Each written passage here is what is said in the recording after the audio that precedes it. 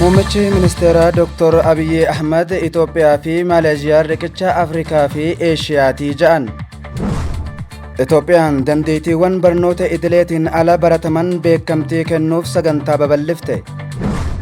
Itoophiyaan suphara aappii fayyaa jalqabaa eebbisuudhaan tarkaanfii fudhatte. Itoophiyaa fi Azerbaajaan damee industirii raayyaan waloon hojjechuuf mari'atan.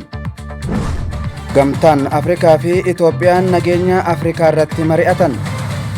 Kanneen matootii oduu hoggaa ta'an amma oduu bal'inaan isinitti himaa Arrastan Muhammad. Muummichi ministeeraa Dr. Abiy Ahmed Itoophiyaa fi Maaleeziyaa riqicha Afrikaa fi Eeshiyaatii ja'an.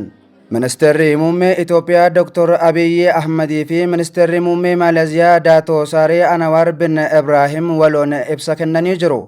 Ministeerri muummee Dr. Abiy wayita kanaa akka dubbatetti biyyoonni lamaan riqicha Afrikaa fi Eeshiyaatii ja'an dhimmoota murteessoo biyyoota lamaan fayyadan irratti mari'achuu isaanii kaasanii daawwannaan kun boqonnaa haaraa kan bane ta'us dubbatan.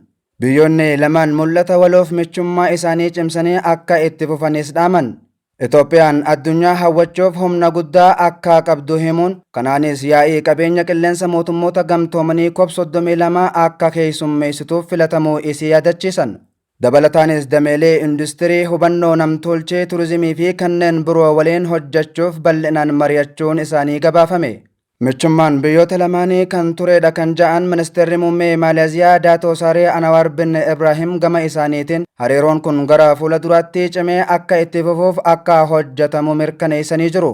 Itoophiyaan biyya lammiileen amantii fi aadaa hedduu qaban keessa jiraatan ta'uu kaasanii hunduu wal kabajanii keessa jiraatu ja'an. Daawwannaan isaanii Itoophiyaas bu'aa qabeessa akka ture ibsuun michummaa ture caalmatti kan cimse ta'us hubachiisan. Kana malees Itoophiyaatti daawwannaa hojii gaggeessaa kan ture ministeerri muummee Maaleeziyaa Daatoo Saaree Anwaar bin Ibraahim Komishinii Gamtaa Afrikaa daawwatan. Ministeericha kan simatan dura ta'an komishinichaa Mahmud Ali Yuusuf daawwannichi daawwannaa seena qabeessa hariiroo Afrikaa fi Maaleeziyaa cimsuudha ja'an. Dhumarrattis ministeerri muummee Maaleeziyaa Daatoo Saaree Anwaar Ibraahim daawwannaa hojii guyyoota sadiif Itoophiyaatti gaggeessaa turan xumuruun gara biyya isaaniitti deebi'anii jiru. Ministeerri muummee itti aanaan obbo Tamasgeen Xurunaa gaggeessee jira. Itoophiyaan dandeettiiwwan barnoota idileetiin alaa barataman beekamtii kennuuf sagantaa babal'ifte. Itoophiyaan ogummaawwan sirna barnoota aadaatiin ala argaman kan akka muuxannoo hojii qonnaa, ijaarsaa fi oomishaatiin sirnaan beekamtii kennuuf jalqabbii diriirsaa jirti.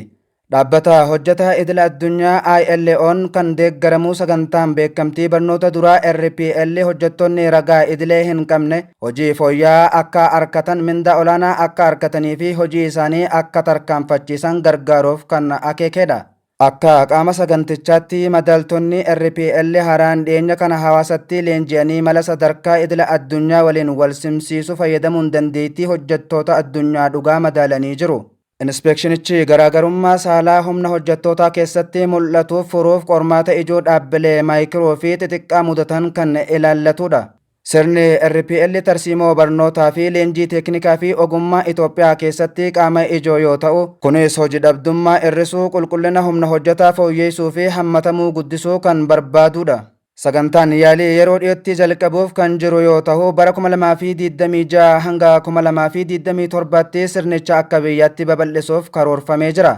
Tattaaffiin kun ogummaa fi beekamtii ofiisaa kennuudhaan hubannoo humna hojjetaa fooyyeessuudhaan galmoota bal'aa Itoophiyaan guddina dinagdee fi hammatamuu hawaasummaaf gumaacha taasisuun hojjettoota ta'ee hojjechiiftota fayyadamoo godhaa ja'ameeti eeggama. Itoophiyaan suphara aappii fayyaa jalqabaa eebbisuudhaan tarkaanfii fudhatte. Itoophiyaan suphara aappii fayyaa jalqabaa Teenenet Paawardi Baay Chaappaa eebbifte. Itoophiyaan suphara aappii fayyaa jalqabaa Teenenet eebbisuun eegumsa fayyaa dijitaalaa irratti tarkaanfii guddaa fudhattee jirti. Chaappaan kan hojjetu aappichi furmaata kafaltii dijitaalaa walxaxaa ta'e walitti makuun dhaqqabummaa fi muuxannoo fayyadamtoota damee fayyaa biyyattii keessatti fooyyeessuu danda'a.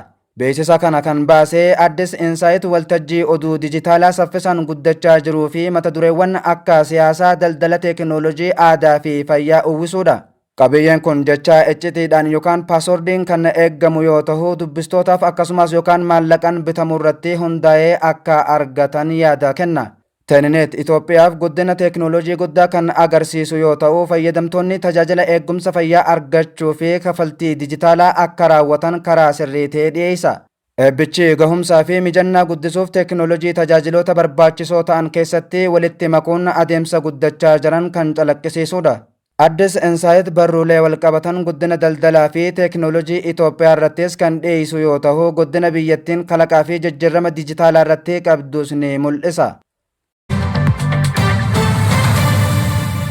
Itoophiyaa fi Azerbaajaan damee industirii raayyaan waloon hojjechuuf mari'atan. Itoophiyaa fi Rippaabilikni Azerbaajaan damee industirii raayyaan waloon hojjechuu akkaataa dandeessisu irratti marii gaggeessanii jiraachuun gabaafame.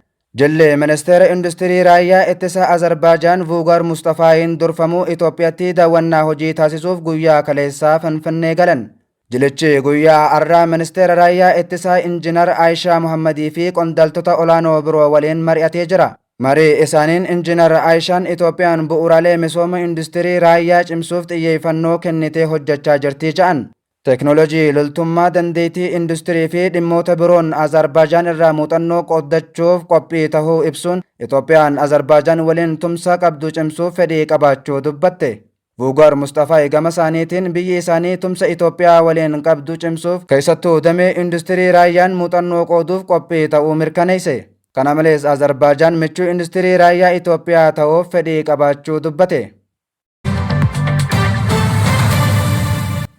Gamtaan Afrikaa fi Itoophiyaan nageenya Afrikaa irratti mari'atan. Dura ta'an Koomishinii Gamtaa Afrikaa Mahmud Ali Yusuf ministeera dhimma alaa Itoophiyaa Gideon Ximootiyoos waliin wal arkuun dhimmoota ijoo nagaa nageenyaa fi guddina naannoo guutuu Afrikaa waliin wal qabatan irratti mari'atan. Walga'icha irratti hooggantoonni kanneen walitti bu'insa ittisuu, rakkoo namoomaaf deebii kennuu, misooma itti fufinsa qabu dagaagsuu keessatti gahee murteessaa Gamtaa Afrikaa fi dhaabbileen naannoo qaban cimsanii dubbatan. Hooggantoonni lamaan haalli Suudaan hammaataa dhufe irratti yaaddoo guddaa kan ibsan yoo ta'u hatattamaan dhukaasa dhaabuu fi marii siyaasaa fedhii uummata Suudaan calaqqisuu akka taasifamu gaafatan. Akkasumas qaamonni Suudaan kibbaa hundi walitti bu'insa dabalataa akka hin uumamneef waliigalteewwan nagaan jiran akka kabajan waamicha dhiyeessanii jiru. Mariin kun naannoo saahilitti kan babal'ate yoo ta'u biyyoonni jijjiirama mootummaa heera mootummaa faalleessuu mudatan tasgabbii naannichaa mirkaneessuuf saffisaan gara sirna heera mootummaatti akka deebi'an gaafatan. Walgahiin kun tumsa Gamtaa Afrikaa fi Itoophiyaa cimsuun tattaaffii nagaa nageenyaa fi misooma guutuu ardii kanaa deeggaruuf waadaa walii galuun xumuran. Egaan kabajamtoota hordoftoota OVM sagantaan har'aa kanaan goolabamaa sagantaa biroon hanga walitti deebinuu nagayaan nuuf tura.